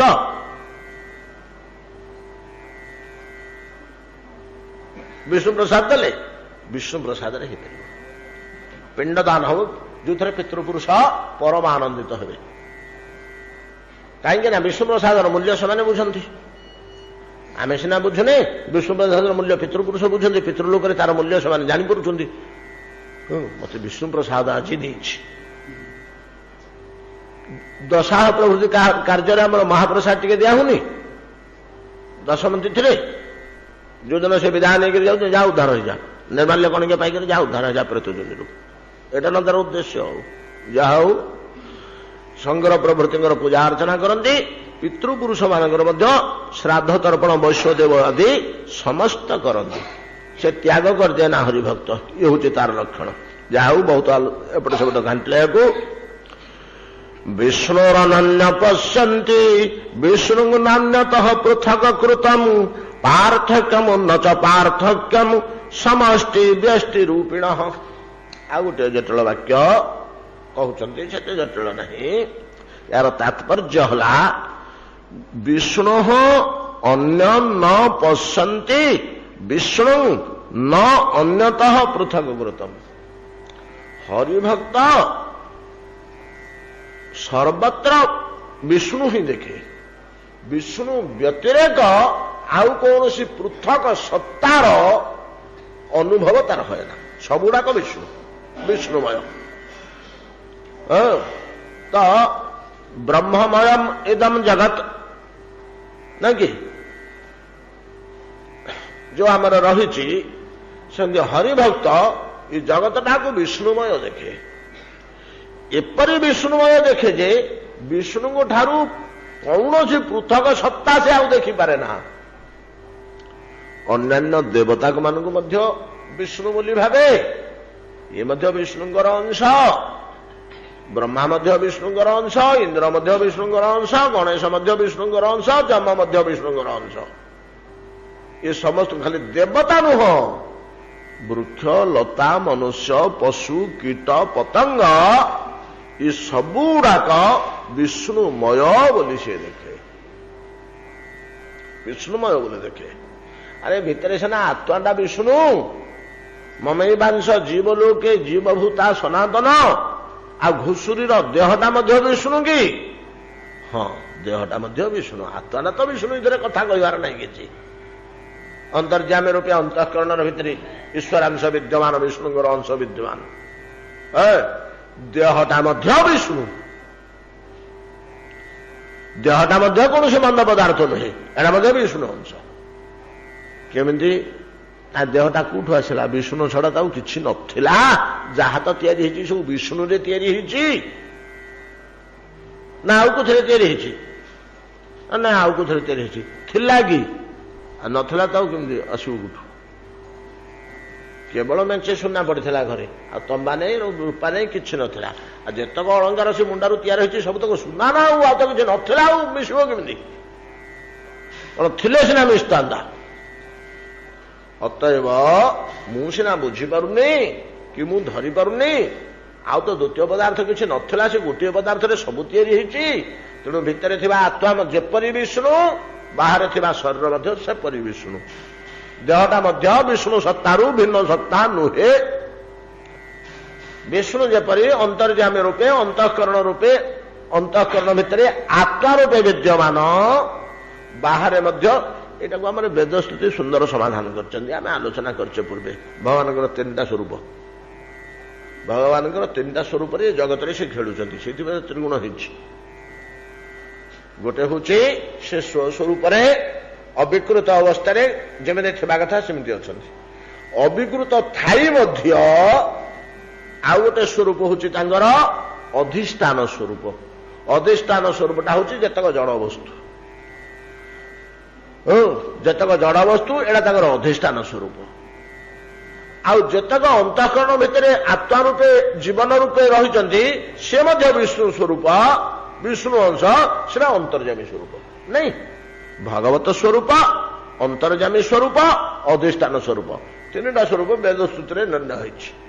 এইটা ମୁଁ ମଧ୍ୟ ଭଲ ସ୍ପଷ୍ଟ ଅନୁଭବ କରିପାରୁନଥିଲି। ଆମର ବେଦସ୍ତୁତି ଯେତେବେଳେ ଏଠି ଆଲୋଚନା ହେଲା, ଆମେ ତାକୁ ବହୁତ ଘାଣ୍ଟ ଚାକଟ କରି ଛେନଭେନ କରି ତୁଳା ଭିଡ଼ିଲା ଭଳିଆ 6 ମାସ କାଳ ତାକୁ ଭିଣିଲୁ। ରାଧାକାନ୍ତଙ୍କର କୃପା, ବଡ଼ ବାବାଜୀଙ୍କର ଇଚ୍ଛା ଏଇ ସ୍ଥାନରେ ତାକୁ ସେତିକିବେଳେ ତଥ୍ୟଟା ପୂର୍ଣ୍ଣ ଉପଲବ୍ଧି ହେଲା ଯେ ଆରେ ତିନିଟା ରୂପରେ ବିଷ୍ଣୁ ହିଁ, ତିନିଟା ରୂପରେ କେମିତି ବିଷ୍ଣୁ ହେଲା? ମୂଳଟା ଭଗବାନ ଯେମିତି ଥିଲା ସେମିତି ଅଛି, ବୈକୁଣ୍ଠରେ କି ଗୋଲକରେ ଯେମିତି ଥିଲେ ସେ ସେମିତି ଅଛନ୍ତି।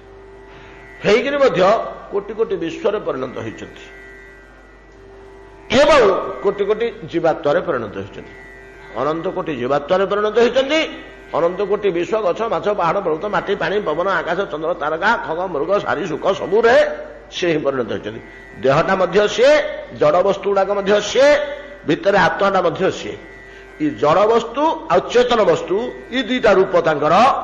ଜଡ଼ ବସ୍ତୁଟା ହେଲା ତାଙ୍କର ଅଧିଷ୍ଠାନ ସ୍ୱରୂପ, ଯୋଉଠି ସେ ଅଧିଷ୍ଠିତ ହେବେ, ଏବଂ ଅନ୍ତର୍ଯାମୀ ସ୍ୱରୂପ ହେଲା ତା ଭିତରେ ଯିଏ ଅଧିଷ୍ଠିତ ହୋଇଛନ୍ତି ପ୍ରାଣସତ୍ତା ରୂପେ। ଠିକ ଅଛି, ଏଠି ଗୋଟେ ପ୍ରଶ୍ନ ଉଠିଲା, ଦାର୍ଶନିକ ପ୍ରଶ୍ନ। ଆମେମାନେ ସେଟାକୁ ଜାଣିବାନି, ଆମ ମୁଣ୍ଡରେ ସେ ପ୍ରଶ୍ନ ଜୁଟିବନି, ବଡ ବଡ ଦାର୍ଶନିକ ମାନଙ୍କ ଭିତରେ ପଶିବ। ଆଚ୍ଛା ଠିକ ଅଛି, ଗୋଟେ ବସ୍ତୁ ଥିଲା, ତା ଦେହରୁ କିଛିଟା ଅଧିଷ୍ଠାନ ହେଇଗଲା, ତା ଦେହରୁ କିଛିଟା ଅନ୍ତର୍ଯାମୀ ହେଇଗଲା, ହେଲେ ମୂଳ ବସ୍ତୁଟା କମିଲା ନା ନାହିଁ? ଶାସ୍ତ୍ର କହୁଛନ୍ତି କମିଲାନି। ନ କମିବ କେମିତି? ନ କମିବ କେମିତି? ଶକ୍ତି ହେଲେ କମିଥିବ, ନହେଲେ ପରିମାଣ ହେଲେ କମିଥିବ। ନ କମିଲେ ଦ୍ୱିତୀୟ ବସ୍ତୁଟା କେମିତି ସୃଷ୍ଟି ହବ? ଏଇଟା ମିଶିଲେ ଯାଇ ପୂର୍ଣ୍ଣ ହବ ନା। ଆଉ ଏଇଟା ଯଦି କଣ ବୁଝୁଛନ୍ତି ନା, ଏଇଟା ମିଶିଲେ ଯାଇ ପୂର୍ଣ୍ଣ ହବ ନା। ଆଉ ଏଇ ପ୍ରଶ୍ନ, ଟିକେ ପ୍ରଶ୍ନଟାକୁ ଭଲ କରି ଧରନ୍ତୁ। ଗୋଟେ ଦାର୍ଶନିକ ପ୍ରଶ୍ନ ଉଠିଲା, ଚେଷ୍ଟା କଲେ ସବୁ ଧରି, ଯୋଉଟା ନିଗୁଢ ନିଗୁଢ କଥା ମୁଁ କହୁଛି, ଦୁର୍ବୁଦ୍ଧ୍ୟ ଅବୁଦ୍ଧ, କିନ୍ତୁ ପ୍ରଭୁ କୃପା ଥିଲେ କଣ ଦୁର୍ବୁଦ୍ଧି ହବ? ତାଙ୍କ ପାଖରେ ମନ ଲଗେଇଲେ ସବୁ ବୁଝି ହେଇଯିବ।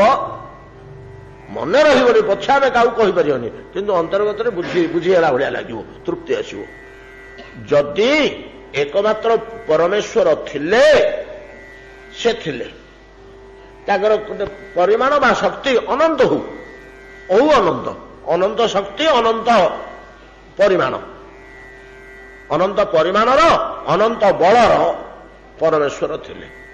ସେ ଅନନ୍ତ ବିଶ୍ୱ ବ୍ରହ୍ମାଣ୍ଡରେ ପରିଣତ ହେଇଗଲେ, ସେଟା ହେଲା ତାଙ୍କର ଅଧିଷ୍ଠାନ ସ୍ୱରୂପ।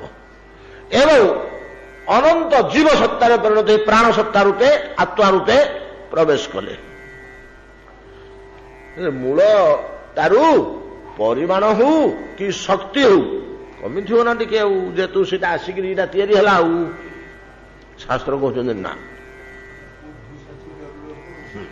ଶାସ୍ତ୍ର କହୁଛନ୍ତି ନାହିଁ ସେ ଯେତିକି ଥିଲା ସେତିକି ଅଛି ସେ ପୂର୍ଣ୍ଣତାଟା କେତେବେଳେ ହେଲେ ଅଭାବ ହବନି ଏମିତି ଗୋଟେ ତତ୍ତ୍ୱ ସେ ଆମେ ତ କିଛି ବୁଝିପାରିଲୁନି ୟାକୁ କୌଣସି ଦାର୍ଶନିକ ବୁଝିପାରିନଥିଲେ ତାକୁ ବୁଝେଇଲେ ଶ୍ରୀମାନ ଚୈତନ୍ୟ ମହାପ୍ରଭୁ ପ୍ରକାଶାନନ୍ଦ ସରସ୍ୱତୀଙ୍କ ସହିତ ଯେତେବେଳେ ବାକ୍ ତର୍କ ଚାଲିଛି କାଶୀରେ ମହାପ୍ରଭୁ ଏଇ ପୁରୀରୁ ଶ୍ରୀକ୍ଷେତ୍ର ଧାମରୁ ଯାଉଛନ୍ତି ବୃନ୍ଦାବନ ତପନ ମିଶ୍ର ଘରେ ରହିଲେ ସେଠି 3 ମାସ ନା 4 ମାସ ରହିଲେ ସେତେବେଳକୁ ପ୍ରକାଶାନନ୍ଦ ସରସ୍ୱତୀ ସର୍ବଶ୍ରେଷ୍ଠ ବିଦ୍ୱାନ ଭାରତର କେମିତି କଣ ହେଇକରି ବହୁତ କଥା ଅଛି ସେ ତାଙ୍କ ସହିତ ମିଶିଲା ଏମିତି ହେଇକରି ଆଙ୍କ ଭିତରେ ଆଳାପ ଆଲୋଚନା ହେଲା ଆଳାପ ଆଲୋଚନା ହେଲେ ଏଇ ତଥ୍ୟଟି ସେଠି ମହାପ୍ରଭୁ ବତେଇଲେ କହିଲେ ଆହେ ପ୍ରକାଶାନନ୍ଦ ତୁମେ ଏଡେ ବଡ ଜ୍ଞାନୀ ଲୋକ ମୁଁ ତୁମକୁ କଣ ବତେଇବି ଶୁଣ ତମେ ମଣି ଦେଖିଛ ମଣି ଚିନ୍ତାମଣି ବୋଲି ଗୋଟେ ମଣି ଅଛି ନା ହଁ ଆଜ୍ଞା ଚିନ୍ତାମଣି କଣ କରେ ନା ଚିନ୍ତାମଣିର କାର୍ଯ୍ୟ ହେଲା ଚିନ୍ତାମଣିଟାକୁ ହାତରେ ଧରିକିରି ଆମେ ଯାହା ଚିନ୍ତା କରିବା ସେ ପଦାର୍ଥ ମିଳିବ ଯେମିତି କଳ୍ପତରୁ ସେମିତି ଚିନ୍ତାମଣି ବୋଲି ଗୋଟିଏ ମଣି ଚିନ୍ତାମଣି ଟିକେ ହାତରେ ଧରିକିରି ଏ ଚିନ୍ତାମଣି ମତେ 2 ଶଗଡ଼ ସୁନା ଦିଅ ସେଠି 2 ଶଗଡ଼ ସୁନା ତାର ଦେହରୁ ବାହାରିବ ଏ ଚିନ୍ତାମଣି ମତେ 10 ଟ୍ରକ ଆଳୁ ଉଠି ଗଦା କର ମୋ ଝିଅର ବାହାର ଅଛି ବାହାରିବ ଆପଣ ଯାହା ଚାହିଁବେ ଚିନ୍ତାମଣି ପରା ଏଟା ଚିନ୍ତାମଣିର କାର୍ଯ୍ୟ ସେ ଶକ୍ତି ତାର ଅଛି ଚିନ୍ତାମଣି ଅନନ୍ତ ପଦାର୍ଥ ଜାତ କରି ମଧ୍ୟ ତାର ଶକ୍ତି ଓ ତାର ପରିମାଣ ଯେପରି କମି ଯାଉନି ବୁଝିଲେ ଏ ଉଦାହରଣଟି ଚୈତନ୍ୟ ମହାପ୍ରଭୁ ଦେଲେ ତେବେ ଯାଇ ବୁଝିଗଲା ତଥ୍ୟ ଗୋଟିଏ ଚିନ୍ତାମଣି କି ତାକୁ ଯାହା ମାଗିଲେ ସେ ପ୍ରଦାନ କରୁଛି ଚିନ୍ତାମଣି କି ଯାହା ଚିନ୍ତା କଲେ ହାତରେ ଧରିକି ସେ ବସ୍ତୁ ଆମକୁ ମିଳିବ ଆମେ ଅନନ୍ତ ବସ୍ତୁ ଚାହିଁଲୁ ଅନନ୍ତ ବସ୍ତୁ ସେଥିରୁ ଜାତ ହେଲା ଜମା ହେଇଯାଏ ଚାରିଆଡେ ଏତେ ଗୁଡେ ପଦାର୍ଥ ଚିନ୍ତାମଣି ଦେହରୁ ବାହାରିଲା ପରେ ମଧ୍ୟ ଚିନ୍ତାମଣିର ଆୟତନ ଟିକେ କମି ଯାଇଛି ନା ତା ପାୱାର ଟିକେ କମି ଯାଇଛି କିଛି କମିନି ତା ପାୱାର ଯେତିକି ଥିଲା ସେତିକି ଅଛି ତା ଓଜନ ଯେତିକି ଥିଲା ସେତେ ଅଛି ଏତିକି ପଦାର୍ଥ ଜାତ କଲା ପରେ ଆମେ ଗୋଟିଏ ସୁନ୍ଦର ଦୃଷ୍ଟାନ୍ତ ସେଠି ମହାପ୍ରଭୁ ଦେଲେ ବୋଲେ ଚିନ୍ତାମଣି ବୋଲି କଣ ବୁଝିପାରୁନ ନା ଚିନ୍ତାମଣି ଏମିତି ଗୋଟେ ଅଛି ଗଣନା ଅଛି ଶାସ୍ତ୍ର ଭିତରେ ଦେଖ ଚିନ୍ତାମଣିର କଥା ଅଛି ରାଜ କଳି କାଳ ପାଇଁ ବୋଲିକିରି ସିନା ଏଗୁଡାକ ସବୁ ଲୁପ୍ତ ହେଇଯାଇଛି ପରଶମଣି ବୋଲି ଗୋଟେ ଅଛି ସେଇଟା ଅଲଗା ଅୟସ୍କାନ୍ତ ମଣି ଅଛି ସିଏ ଅଲଗା ଅୟସ୍କାନ୍ତ ମଣିଟା ଆଉ କିଛି ନୁହଁ ଚୁମ୍ବକଟାକୁ ଅୟସ୍କାନ୍ତ ମଣି କୁହାଯାଏ ସୂର୍ଯ୍ୟକାନ୍ତ ମଣି ଏଗୁଡା ସବୁ ଲୁପ୍ତ ହେଇଯାଇଛି କଳି କାଳ ଯୋଗୁଁ ଏଗୁଡାକ ସବୁ ଜୀବନ୍ତ ବସ୍ତୁ ଗୁଡାକ ଏଗୁଡା ଲୁଚି ଯାଆନ୍ତି ଅଧର୍ମରେ ସୂର୍ଯ୍ୟକାନ୍ତ ମଣିରେ ସୂର୍ଯ୍ୟ କିରଣ ପଡିଗଲେ ସେ ତରଳି ଯିବ ଆଉ ଗୋଟେ ଚନ୍ଦ୍ରକାନ୍ତ ମଣିରେ ଚନ୍ଦ୍ରକିରଣ ପଡିଗଲେ ସେ ତରଳି ଯିବ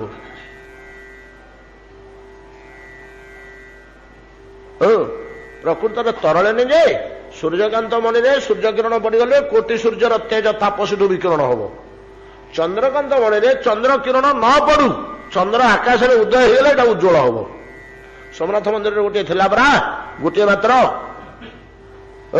ସୋମନାଥଙ୍କର ଯୋଉ ତୃତୀୟ ନେତ୍ର ସେଟା ଥିଲା ମନ୍ଦିର ଭିତରେ ଯୋଉ ସୋମନାଥ ମନ୍ଦିର ଲୁଣ୍ଠନ ହେଇଛି 18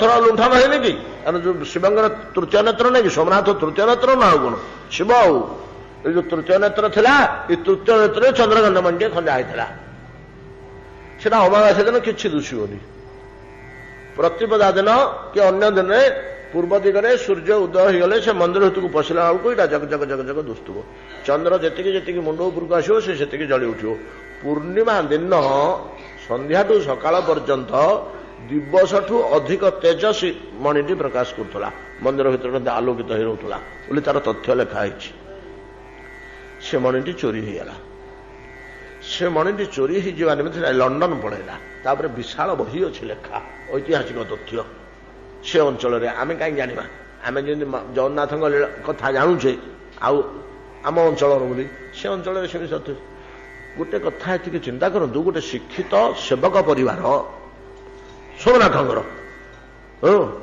तार संपूर्ण वंश परंपरा को से मणिटा को उद्धार करने त्याग करदे वर्तमान से लंडन में बास कर परंपरा क्रमे एवं तांको परिवार भितर अच्छी से खोजा चली तापिला से मंत्र दीक्षित से लंडन पड़े भारत छाड़िकी एवं से मणिटा को केमी हेले आम उद्धार करूँ आम ठाकुर चंद्रकांत मणि गोटा सब लोप पाई लुप्त हो देखा मिलूना सेमती ये लोप पाई चिंतामणि कथा छाड़त आपण कृष्णावतार देखिंट समंतक मणि उपाख्यान समंतक मणि बोली गोटे मणि थिला से मणिटी प्रतिदिन 8 भार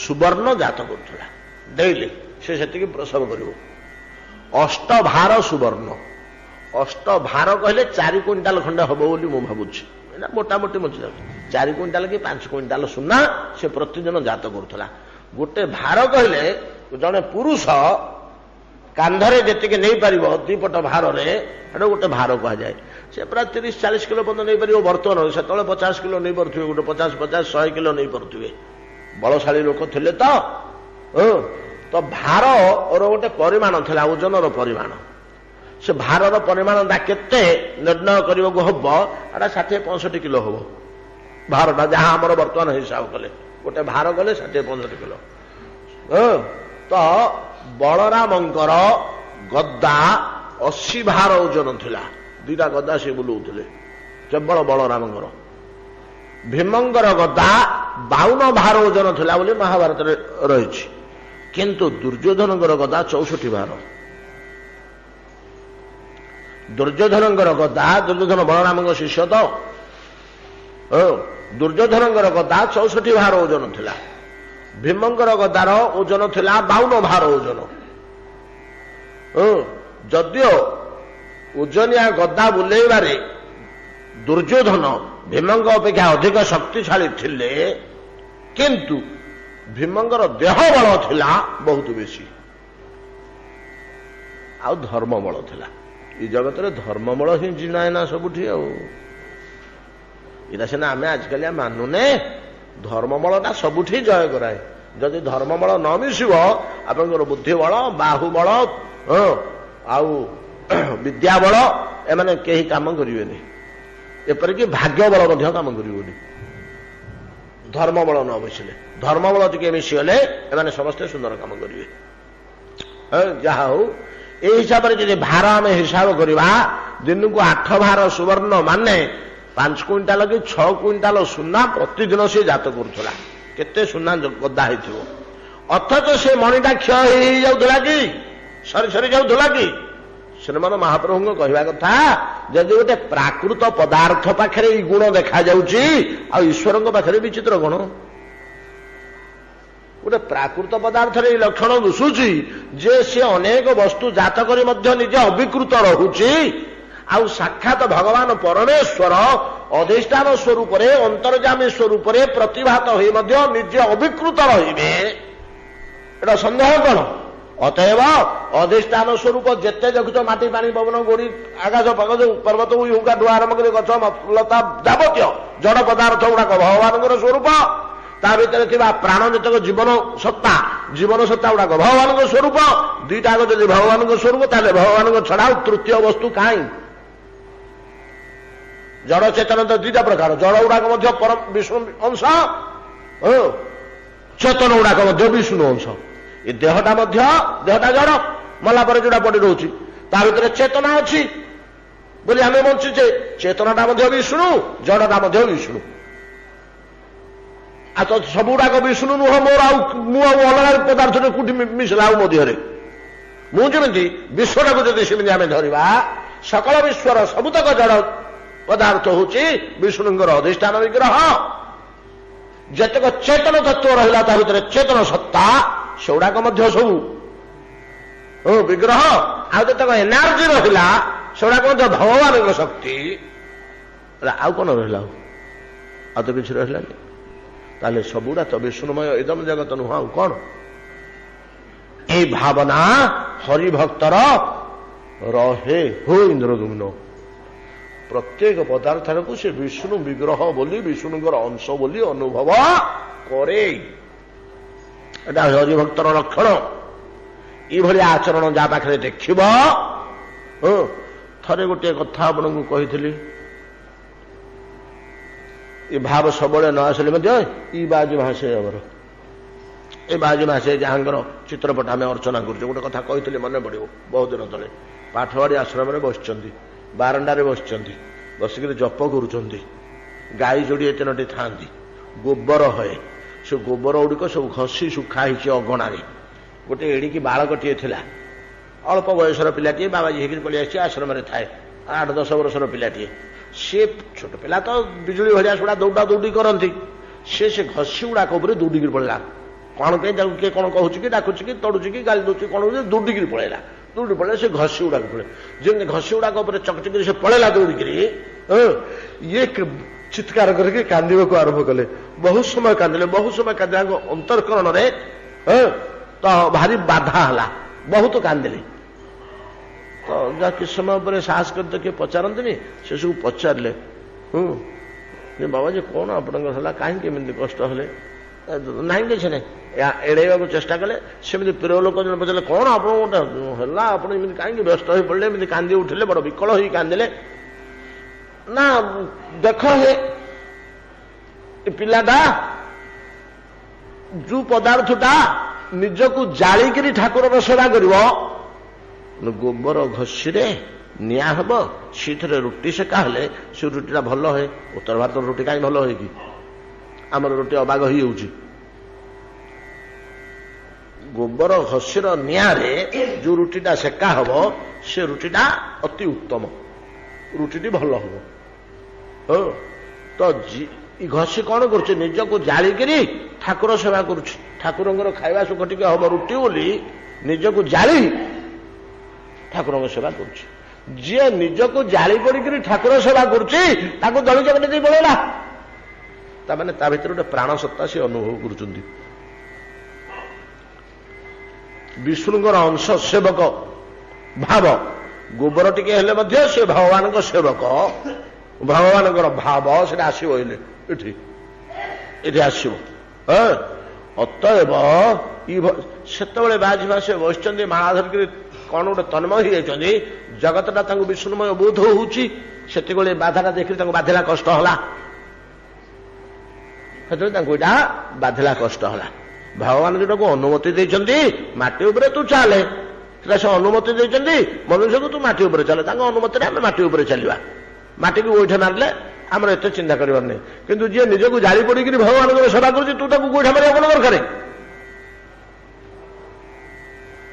एमती गोटे गोटे घटना महात्मा महापुरुष मान जीवन में देखा जाए से मुहूर्तटारे सब देखु था से मुहूर्त से तन्मय अवस्था अच्छा भावावेश अवस्था अच्छा जगतटा विष्णुमय बोध हो पिलाटा गोबर गुड़ा चकटी दिखे पड़े तुम कष्ट है बहुत जंत्रणा है कांदिले बसिक ये हूँ विष्णु भक्तर लक्षण बोली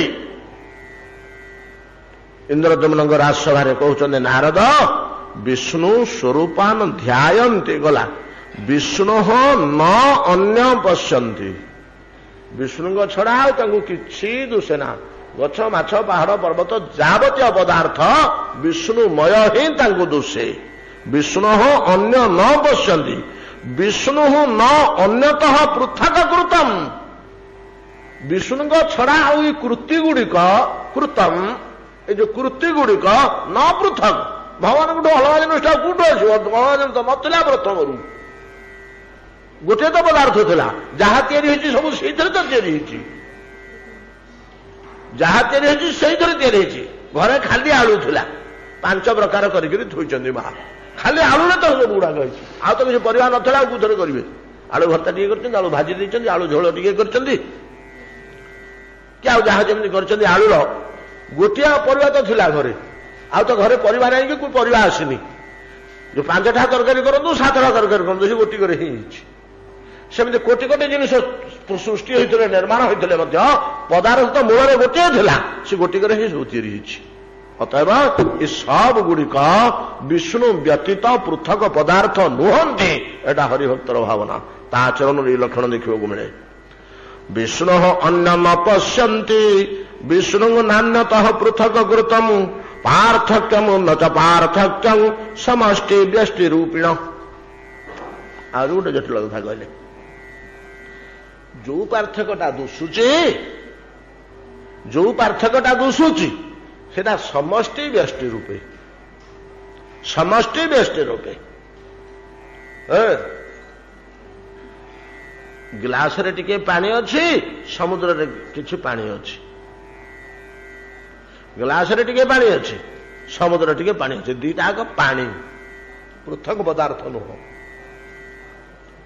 पृथक पदार्थ नुह केमती टिके दुश्ची सीटा एड़े बड़ दुश्ची सीटी बुड़ीगले मरजीव इटी बुड़ीबार संभावना इटी गोड़ बाजिगले ढलिजीव इटी आम देह बाजिगले सी बुड़ीजीव ग्लासर पानी टिकक सुखीजीव माटी सेठी ता देह समुद्र बाजिगले आमे बुड़ीजा पृथक नहीं केमती हाँ पृथकटे अच्छे जे जो पृथकटा अच्छे व्यष्टि समष्टि रूपक ये हूँ गोटे ग्लास सी हूँ अनंत कोटि ग्लास सेटा समष्टि प्रचुर एटा व्यष्टि अल्प एति प्रभेद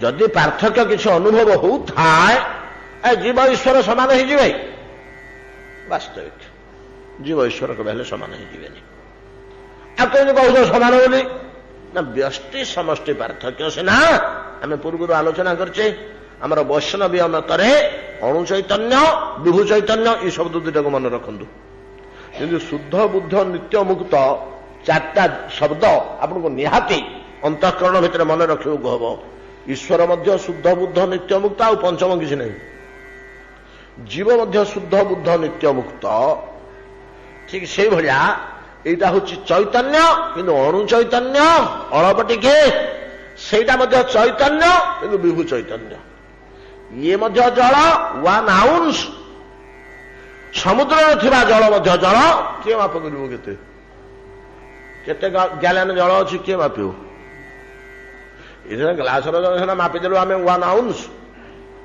समुद्र जल किए मापिव व्यष्टि समष्टि केवल प्रभेद सीना ना प्रकृत जगत रे कौन सी पदार्थ सहित कौन सी पदार्थर किसी प्रभेद नहीं सबुड़ाक विष्णु सत्ता भगवत सत्ता विष्णुमयम एकदम जगत यही भाव तार आचरण चालचरण गुड़ाक लक्ष्य हम कौन सी पदार्थ को कु वस्तु टे गोड़ मारिदेवा सी भय कर कुटा खंडे पड़े गोड़े आड़े देवेनी तो एटा से बाजी महासंघ जीवन में लक्ष्य करा जाउथुला केतक महात्मा महापुरुष कहती कौन हले जिनिसटे पड़ता गोड़े आड़े दवा द्वारा हबनी से भय करती गोड़े आड़े गोटे जिनिस नईक आड़े थे हाथ में आड़े एंता आचरण आउ कौन ये आचरण रू गोटे लोक गोड़ मारिदेवनी कौ जिन गोड़े आड़े दे पार कहीं गोड़े आड़े दे पार सबुड़ाक विष्णुमय सत्ता से देखुची आकुटे को आड़े दो जहा हूँ ये बड़ अनेक जटिल कथा गुड़ कहते जोड़ा को बुझेक हूँ अनुभवर जिनिस उच्चांग जिनिस स्कंद पुराण कम कथा आमको कहूना तो भक्तर लक्षण भितर जगतटा विष्णुमय से अनुभव करे